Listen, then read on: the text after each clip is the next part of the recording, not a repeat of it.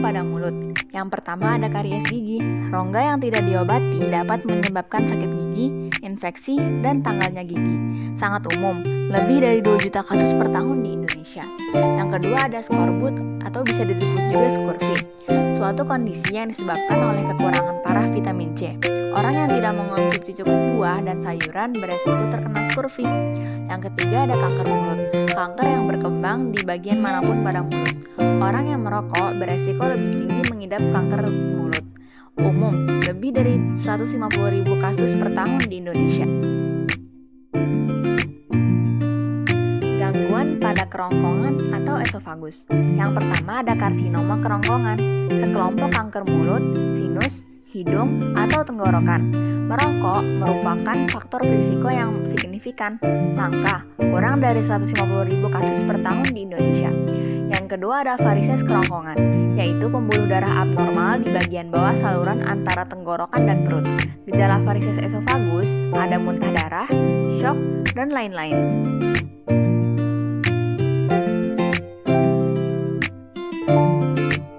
Gangguan pada lambung. Yang pertama ada kanker lambung.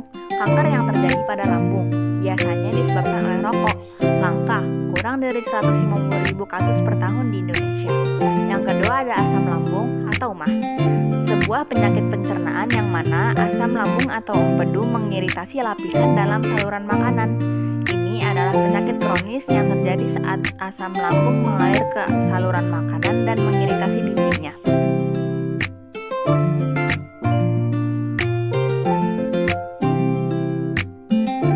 Gangguan pada poros dan anus. Ada hemoroid, vena bengkak dan meradang di rektum dan anus yang menyebabkan ketidaknyamanan dan pendarahan. Biasanya terjadi karena mengendan saat buang air besar, obesitas, atau kehamilan. Gangguan pada pankreas. Ada radang pankreas, peradangan pada organ yang berada di belakang bagian bawah lambung. Umum, lebih dari 150.000 kasus per tahun di Indonesia.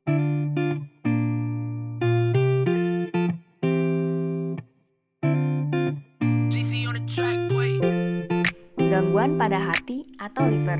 Yang pertama ada sirosis, kerusakan hati kronis dari berbagai penyebab yang mengarah ke jaringan perut dan gagal hati. Hepatitis dan penyalahgunaan alkohol sering menjadi penyebabnya. Yang kedua ada batu empedu. Batu empedu adalah timbunan cairan pencernaan yang mengeras. Sangat umum, lebih dari 2 juta kasus per tahun di Indonesia. Yang ketiga ada hepatitis. Hepatitis adalah peradangan pada hati atau liver. Ia memiliki beberapa jenis, diantaranya hepatitis A, B, C, dan D.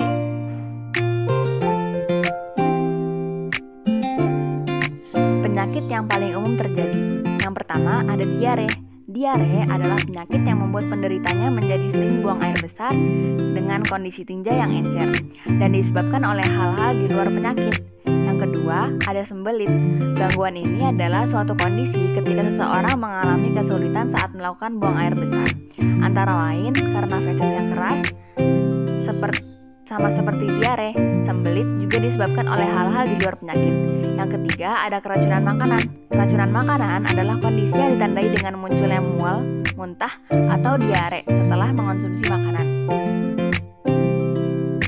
Penyakit yang jarang diketahui. Yang pertama, ada Whipple. Penyakit Whipple merupakan penyakit yang disebabkan oleh infeksi bakteri.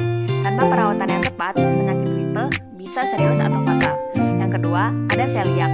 Penyakit celiac adalah penyakit autoimun yang terjadi akibat mengonsumsi gluten, menciptakan peradangan yang merusak lapisan usus kecil, yang menyebabkan komplikasi medis.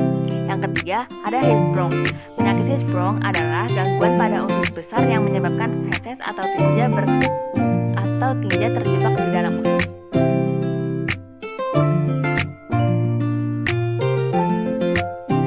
Tambahan, penyakit usus buntu. Penyakit usus buntu adalah peradangan yang terjadi pada usus buntu atau appendix. Umum, lebih dari 150.000 kasus per tahun di Indonesia. Yang kedua, ada sariawan. Sariawan adalah peradangan yang terjadi pada lapisan mukosa mulut.